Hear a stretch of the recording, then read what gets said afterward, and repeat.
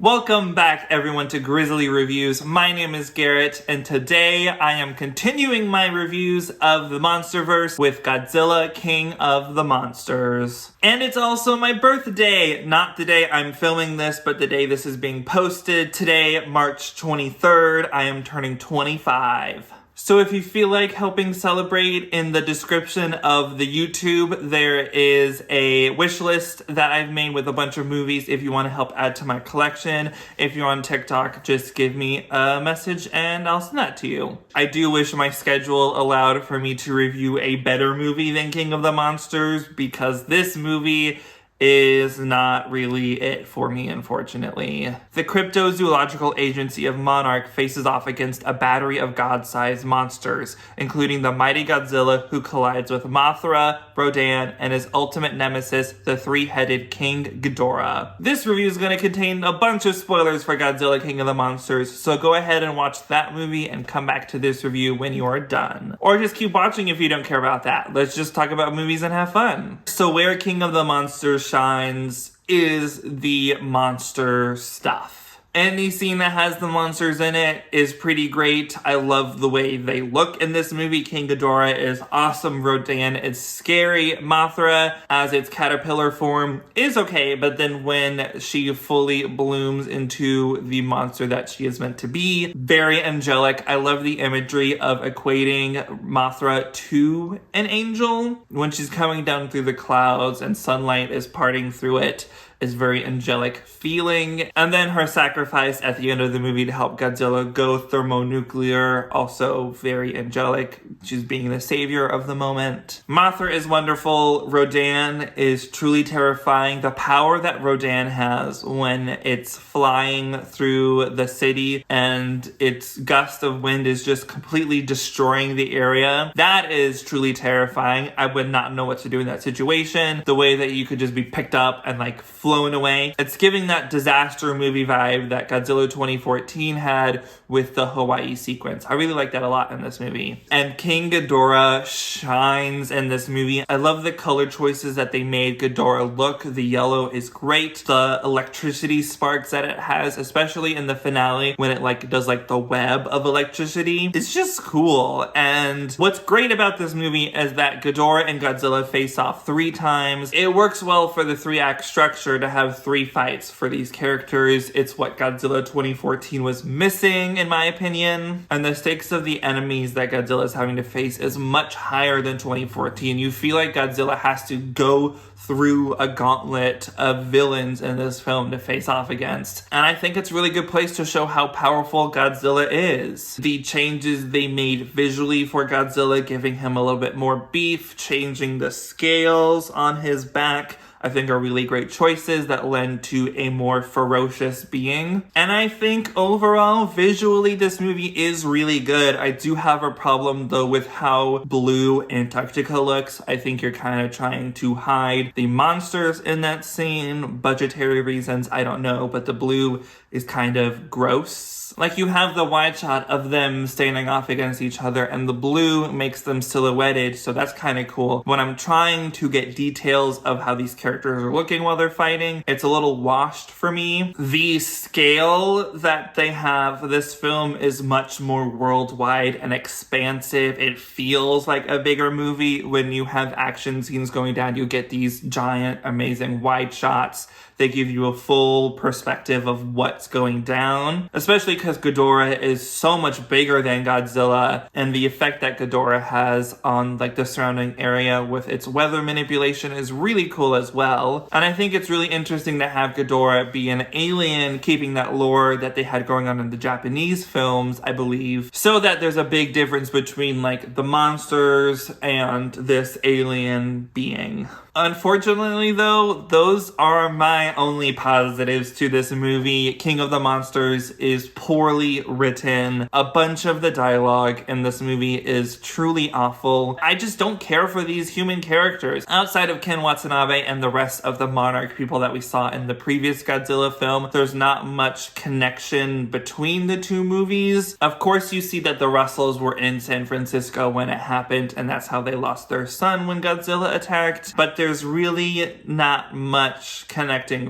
forced. And I think if you had more main characters from the original movie, I would have maybe cared more about this. But I also understand why they have these new characters, because now they have an effect over what's happening worldwide. I'm talking about Vera Farmiga as Dr. Emma Russell. Her character makes some of the worst character decisions. I can't believe this movie tries to redeem her after she's probably led to the death of so many people. She ends up getting killed, but it's more in a heroic, redemptive form. Like, everything around in Boston is gonna be exploded and melted when Godzilla goes thermonuclear, so it's not like her death is an effect by the villain. It's more of she helped give Godzilla the time to go thermonuclear.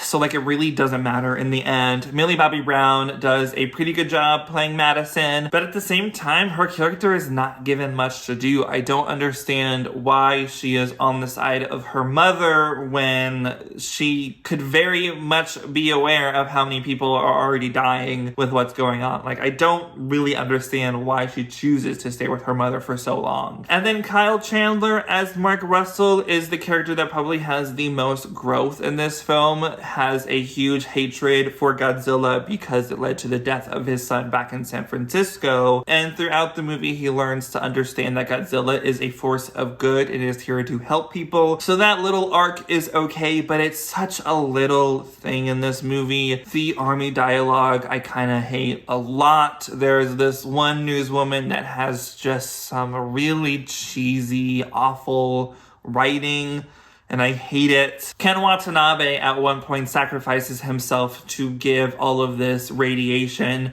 to Godzilla. And I wish he was more of a protagonist in this movie, so I actually cared about his sacrifice. I know he's doing it for a good reason, to be able to bring Godzilla back from the dead, essentially. But I don't feel for him dying. Is that weird to say? It doesn't affect me emotionally. Probably on a first viewing, my review of this movie might have been more nice because I hadn't already lived through the dialogue. But on a rewatch, I was just getting so bored and disinterested anytime the characters were just talking with each other. When Vera Farmiga video calls them on their ship, I'm really confused how she's cutting to stock footage of the monsters and the effect that Godzilla had on San Francisco. It's a cool idea to show that these monsters can bring good, that the radiation is in turn helping cause some rebirth to the earth. Again, I think the third act of this movie is absolutely tremendous. The fight scenes are fantastic. There's really good direction with how the monsters are interacting with each other. So many epic moments from this battle. It's just hard to name all of them. The entire battle is pretty amazing. In the finale, I was truly gagged when Ghidorah lifted up Godzilla into the air and full on dropped him. I forgot that happened. Because what an ultimate power move, fully lifting up your opponent into the air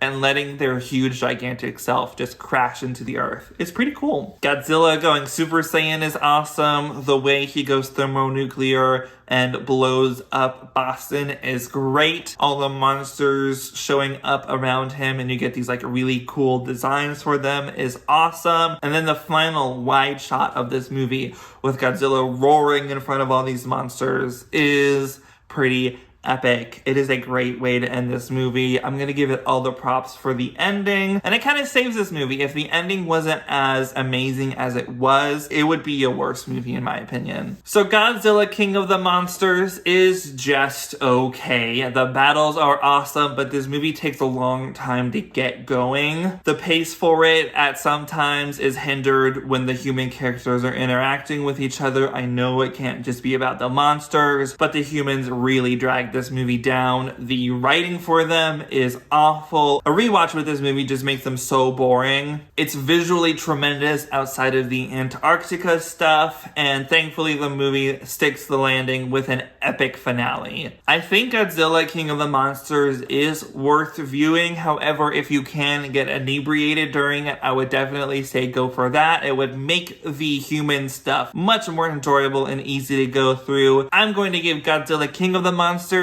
a 7 out of 10. Like, there's just not much to say about this movie. The monster stuff was cool. The human stuff was bad. It kind of evens out, but then the monster stuff is so amazing that I'm gonna give it the score that I did. So that is my review of Godzilla King of the Monsters. Thank you so much for watching. It's been so cool to get back into making videos. Kind of fun to put one out on my birthday. I don't think I've done that before. So if you like this video, please give it a like. Comment below what you thought about Godzilla King of the Monsters. Are you excited for Godzilla x Kong, the new empire? I haven't asked that question yet. And I will see you all in the next video. Bye-bye!